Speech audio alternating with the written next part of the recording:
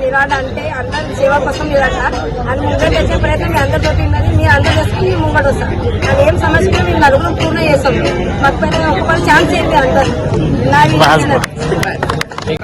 ड मधून उमेदवार आहे शिवसेना पक्षाच्या अधिकृत चिन्हावर. आम्ही या बलाढ्य अशा उमेदवारांच्या विरुद्ध उभारले जे आर्थिक पाठबळ घेऊन आमच्या बोळ्या भाड्या जनतेला विश्वासात करून आजपर्यंत ही निवडणूक त्यांनी लढवत आलेली आहे व जिंकत आली आहे. ही त्यांची सर्व कुठे कारस्थान सर्व जनतेला आज कळालेलं आहे. या कारस्थानात आता त्यांचा सहभाग झालेला आहे, सर्वांना समजला आहे. त्यामुळं आम्ही सर्व जनतेने ठरवलं आहे की या बलाढ्य जे माजुरडे लोक आहेत यांना घरी बसवल्याशिवाय ही जनता शांत बसणार नाही. आणि सर्वांना मी विनंती करतो की अशा माजुरड्या लोकांना घरात बसवावे.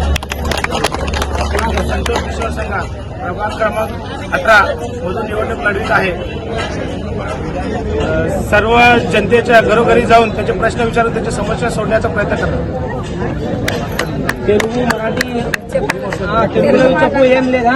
साठी रस्त्यावर उतरणारी काम करणारी एकमेव संघटना म्हणजे शिवसेना. आणि तुम्हाला सांगतो हे आपल्या रस्ते संघ असतील, पाचखंडी असतील, निंबाळकर असतील, हे सगळे उमेदवार म्हणजे तुम्ही उमेदवार आहेत. आणि तुम्ही आणि शिवसेनेत बाळासाहेबांनी सांगितले होते सर्वात मोठा जर कोण असेल तर शिवसैनिक म्हणून तुम्ही सर्व श्रेष्ठ आहात. आणि जिकडं श्रेष्ठ आहेत तिकडंच विजय होतो आणि सत्याचा विजय होतो. हे किती राहू द्या. हे महापौर इथले होते, काय विकास केला? डोंबल्याचा विकास केला, त्यामुळे भकास केला. जर विकासाची शान ते धनुष्यबाण रामराम मंडळ रामराम जय महाराष्ट्र करापट्ट होऊ नका. आज प्रभाग क्रमांक 18 मधून अधिकृत उमेदवार शिवसेनेचे आमचे 4 उमेदवार मिळून प्रचाराची यात्रा आम्ही पूजा करून सुरुवात केलेली आहे. आणि या पदयात्रेत संपूर्ण प्रभागातील प्रत्येक नागरिकांचं चांगल्या पद्धतीने आम्हाला साथ आहे.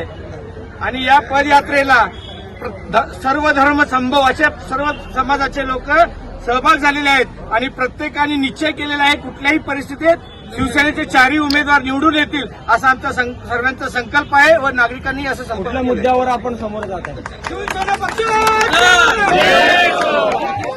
डेव्हलपमेंटच्या मुद्द्यावर आम्ही पुढे जात आहे. आणि लाडकी बहिणी योजना एकनाथभाई शिंदे शिवसेनेनेच आणलेली आहे. साहेबांनी मुख्यमंत्री असल्यावर आगे बढो. लाडकी बहीण त्यांनीच केलेलं.